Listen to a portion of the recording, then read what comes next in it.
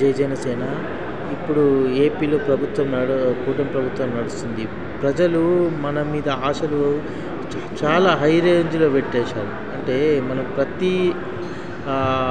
ప్రతీదీ మనల్ని గమనిస్తారు కూటమిని.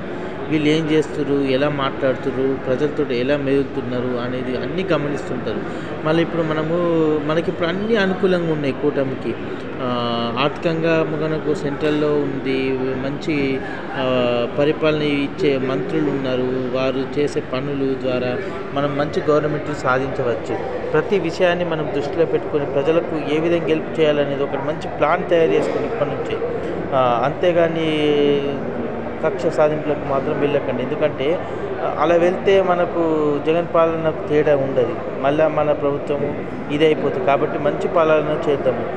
ఇప్పుడు పవన్ కళ్యాణ్ గారి మీద అన్ని ఆశలు అతని మీదనే ఉన్నాయి గవర్నమెంట్. ఎందుకంటే గ్రామీణం ఎటువంటి